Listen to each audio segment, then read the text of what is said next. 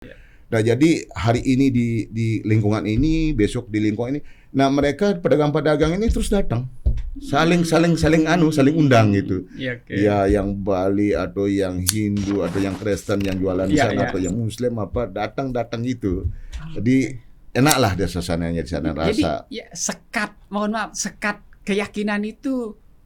Saya turun ke sini, Ya. saya diam di bawah kantor saya, Pak. Mas Huson. Saya turun, saya menghadang pedagang-pedagang saya biar tidak keluar.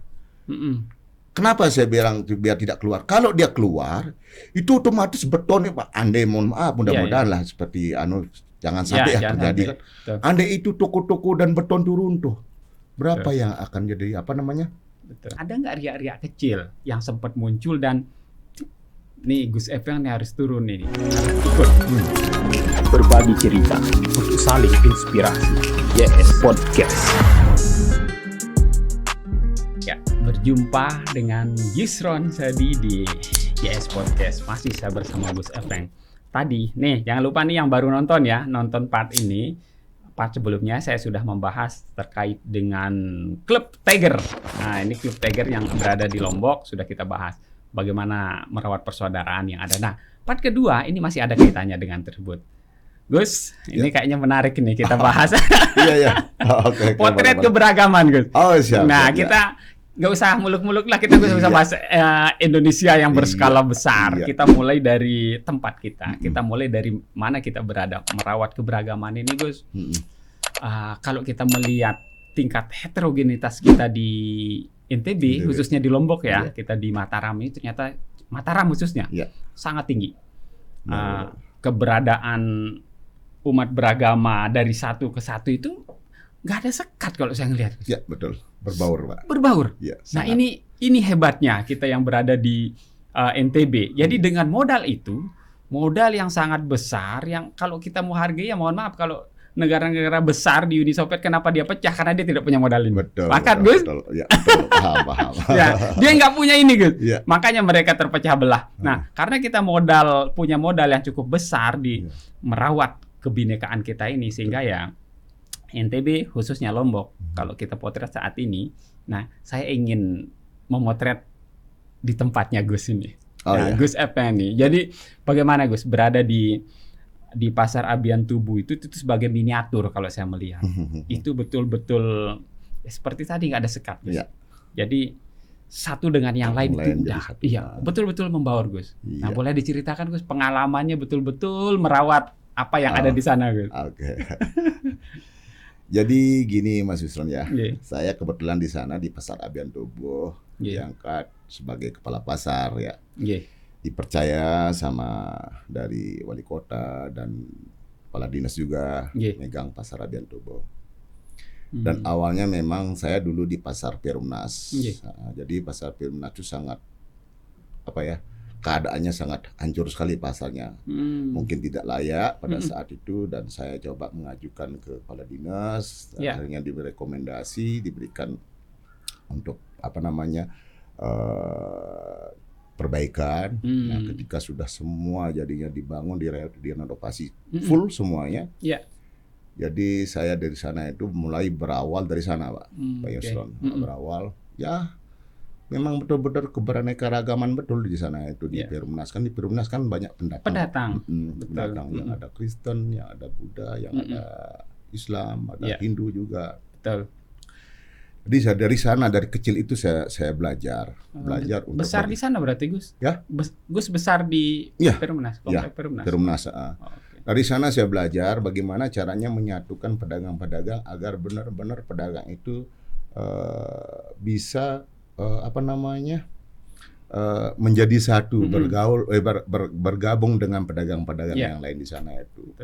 Jadi ketika saya belajar di sana, ketika ada salah satu pedagang yang mungkin dapat musibah, saya langsung terjun, menyampaikan ke pedagang yang lain tanpa saya melihat golongan.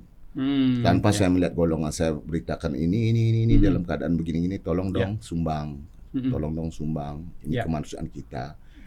Karena kita merasa bersaudara di sini ini, karena kita di sini sama-sama mengais rezeki, tak bilang itu. Nggak salah kan kita memberikan sesuatu untuk memperingan bagi pedagang atau saudara kita yang mengalami musibah, tak bilang begitu. Oh ya, akhirnya mereka sukarela. Nah, jadi dari sana belajar. Nah, akhirnya sudah berkembang pasar di sana sampai saat ini, dan tahun berapa 2016 mungkin saya pindah ke pasar Abian Tobo. Dan saya melihat di pasar Abian Tobo itu memang kalau saya lihat memang sangat mayoritas sekali, karena Abian Tobo kan lingkungannya Hindu, Hindu gitu. Jadi ketika saya lihat bahwa itu adalah lingkungan Hindu, ternyata saya masuk ke dalam. Ternyata banyak sekali juga pedagang yang non Hindu juga gitu. Yang Hindu khususnya itu kan dagang canang di sana banyak kan. Nah, jadi di sana terus bergabung dan masuk saya sosialisasi sama pedagang-pedagang semua. Jadi bagaimana cara saya seperti di Perumnas pada saat itu. Jadi saya jalankan. Seperti yang sudah saya jalankan sampai saat ini. Kayak kemarin ada salah satu pedagang yang meninggal, saya sampaikan kepada pedagang semua yang lain untuk sama-sama kita saling membantu di sana. Tuh ada berapa saja saya bilang ini, kita jangan melihat siapapun di sini. Tembus atau tidak tembus, kita rasa kemanusiaan, tak bilang. Silahkan sukarela seikhlasnya saja. Tak bilang gitu. Oh ya, nggih ya katanya. Akhirnya kasih. Udah, nanti dari salah satu perwakilan staf saya atau pedagang juga yang akan menyampaikan, membawa sesuatu yang dari pedagang itu untuk memberikan ke sana gitu. Sama halnya juga pada saat Maulid kemarin. Itu kan Maulidnya kan kalau di Lombok kan di sini hari ini, di sini hari ini, di sini beda dong, bisa saling undang, Gus. Jadi kalau saya itu mungkin karena saya kan melihat tidak terlalu banyak makan daging sekarang, Mas Usman. Tidak berani karena mungkin sudah karena kondisi usia mungkin kan agak sudah mengurangi lah. Mengarah ke vegetarian. Iya, bukan. Mengurangi lah gitu. Kalau bisa dilihat, kalau kita mau kemarin pada saat Maulid itu mungkin kita per hari itu mungkin mau undangan makan tuh mungkin sampai 5 atau 6 kali. Kita harus datang gitu. Nah, jadi hari ini di lingkungan ini, besok di lingkungan ini. Nah, mereka pedagang-pedagang ini terus datang. Saling undang gitu. Ya, yang Bali atau yang Hindu atau yang Kristen yang jualan di sana atau yang Muslim datang gitu. Jadi enaklah dia suasananya di sana rasa. Jadi sekat keyakinan itu nggak ada. Tidak ada sekat. Bahkan di momen kegiatan sebuah agama. Iya, tidak ada sekat. Justru di sini kan di Abian Tobo kan, karena di sana Abian Tobo kan mayoritas ya. Ya, betul. Jadi dibuatkan pura dari pedagang-pedagang itu dari pedagang itu yang mengusul, yang mungkin gimana ceritanya dulu. Saya kan ketika saya masuk pura itu sudah ada. Gitu. Jadi tiap satu tahun sekali mengadakan acara puja wali di sana. Jadi pedagang yang Muslim sangat mengerti, sangat paham gitu, tahu gitu. Jadi ketika sama halnya parkir mamanya, kalau sudah tahu mau acara ini, parkir ini disisihkan gitu, dipinggirkan agar tidak mengganggu yang untuk puja wali ini gitu, seperti itulah. Jadi kita sama-sama lah menjaga gitu. Betul. Ini kita mengambil potret di Abian Tobo saja sudah ini sangat luar biasa, Gus. Jadi saya yakin kalau tidak ada komando yang cukup bagus, nggak bisa juga, Gus. Ini kan balik lagi ke komando, artinya contoh-contoh yang Gus coba terapkan mulai dari Perumnas, kemudian bawa ke sana, ternyata mayoritas justru sangat bagus, melebur, sangat menerima. Artinya seluruh siapapun itu yang berada di situ menjadi satu. Ini komando yang kuat, Gus. Pengalaman ini kan menjadi potret. Harga mahal, cukup mahal kita bayar jika terjadi konslet yang menyangkut itu. Saya yakin bukan hanya saja fisik, bukan hanya saja bangunan, semuanya hancur lebur. Nah, bagaimana Kalau kita di sini ya nenek moyang popuk baluk kita. Betul. Ini memberi contoh yang cukup bagus sehingga ya cukuplah kejadiannya dulu. Nah sekarang mari kita lewat bersama. Nah Gus, pengalaman ada nggak riak-riak kecil yang sempat muncul dan nih Gus Efeng nih harus turun ini, harus ikut betul-betul berada di situ agar tidak terjadi lebih luas lagi. Pernah nggak terjadi? Tidak pernah. Nah, sama sekali tidak pernah. Luar biasa. Iya. Sepengalaman saya justru juga di Perumnas juga di Pasar Abian Tubuh pun juga tidak pernah namanya ada riak-riak sesuatu yang membuat akan terjadi konflik antara pedagang dan pedagang. Padahal kan potensi konfliknya Gus cukup tinggi. Ya. Cukup tinggi saya melihat kalau pasar ya. Betul. Mohon maaf, kalau misalnya kondisi perekonomian kita terganggu, otomatis kan banyak sekali yang pasti terganggu di situ. Pasti banyak ada celah gesekan di sana. Iya, celah gesekan. Kemudian ada pedagang baru yang masuk kan ini menimbulkan ini juga gitu. Nah, bagaimana Gus betul-betul merawat itu? Makanya kita berawal dari dari seseorang yang mau akan mulai tahap penjualan awal gitu. Mau jualan lah gitu kan, awal. Kita udah kasih pemahaman di sini namanya dia kan kadang-kadang kan rentan masalah tempat posisi kan. Depan, belakang, tengah itu beda loh. Umpamanya ini nambah ke sini depanan, ini yang tertutupin kan jadi komplit. Nah, itu maksud saya. Makanya sebelum dia mulai jualan, sebelum aktif, kita udah briefing gitu. Kita udah briefing bahwa ini harus sekian, tidak boleh sampai menutupi pedagang yang lain. Dan tolong nanti masalah harga jangan sampai di sini beda harga dengan yang di sini, tak bilang gitu. Barang yang dijual sama. Harus sama. Sama dan harga harus sama. Gitu. Sekarang tergantung kualitas saja. Tak bilang gitu. Kualitas mamanya ini pedagang A mamanya kualitasnya enggak bagus. Terus harganya mungkin sama ini mamanya kualitasnya bagus, harganya mungkin sama. Terus ketika di sini mamanya dia selalu dibayar, saya berikan pemahaman. Bagaimana caranya kita ini jualan agar kualitasnya bagus seperti yang di sini gitu. Oke, biar rame. Ya biar rame. Nanti dia tukar pikiran, bagaimana kok bisa begini gitu dia. Jadi seperti pengalaman dia pakai gitu.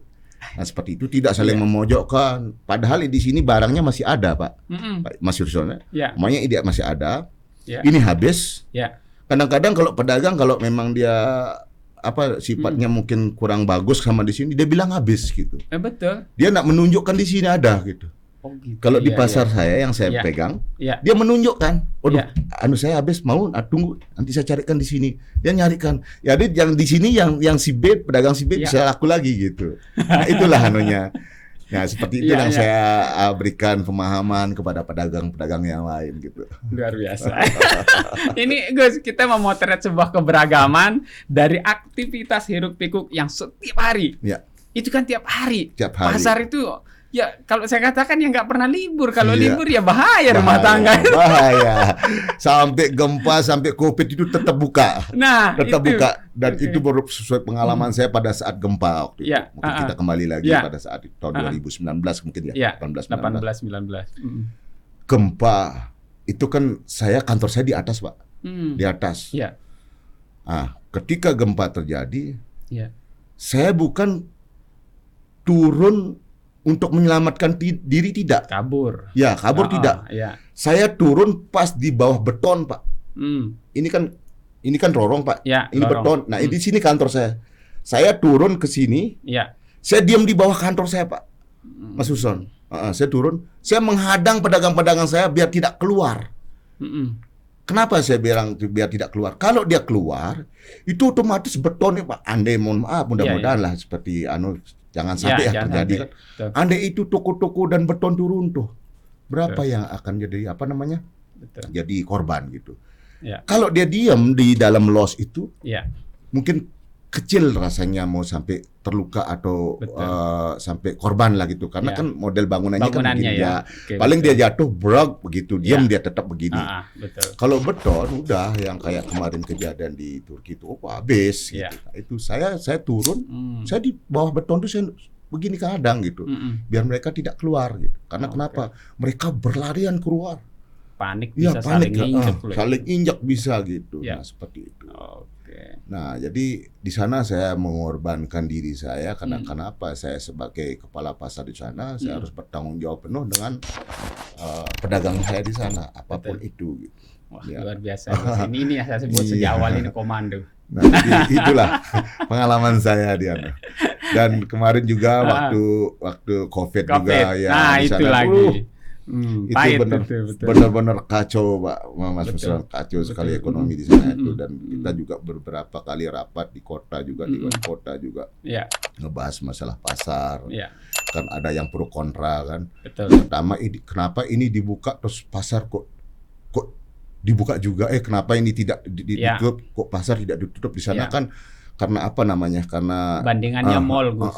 Mall ditutup, mall kebuka, pasar seperti pasar itu kan. Seperti itulah. Makanya kita memberikan pemahaman, karena pasar itu kan pasar tradisional, kebutuhan yang tiap hari yang akan dibutuhkan. Seandainya pasar ditutup, kita mau makan apa di sana itu, di pasar itu. Nah, kita mau makan apa dari masyarakat, mau belanja kan gitu. Betul. Nah, jadi disetujui pasar tetap buka dengan dengan intensitas yang betul-betul kita lakukan pembatasan yang mana boleh, yang mana tidak.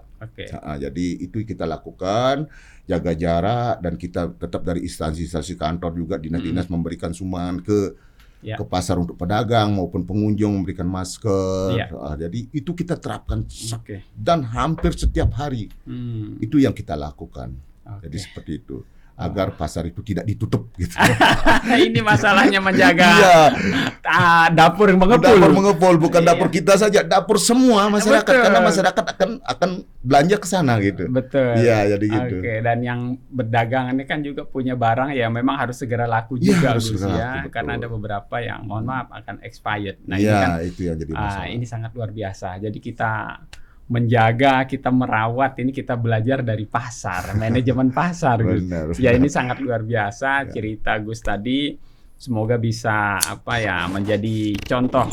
Mari mulai berpraktek menjaga kerukunan itu dari tempat terdekat, terkecil yang kita miliki, Gus. Ya, nanti saya berharap, Gus, suatu saat nanti bisa kembali lagi, kita duduk bercerita lagi di sini, kita mengangkat hal-hal lain lagi. Boleh. Oke, ini luar biasa. Teman-teman semua, jadi sebuah harga yang sangat mahal ketika kerukunan itu tidak bisa kita jaga. Nah, Gus Efeng sudah membantu dengan apa yang dia bisa, memaksimalkan perannya dari sebuah pasar, merawat kebinekaan yang ada di Indonesia. Tentunya kita bingkai dengan Indonesia ya, karena seluruh potensi konflik jika mampu dimanajemen dengan baik, tadi sudah diceritakan oleh Gus. Bagaimana merawat kebersamaan, kerukunan itu kita mulai dari lingkungan terkecil. Oke, ketemu lagi nanti di konten-konten YS Podcast berikutnya. Sampai jumpa di YS Podcast berikutnya. Oke. Berbagi cerita untuk saling inspirasi. YS Podcast.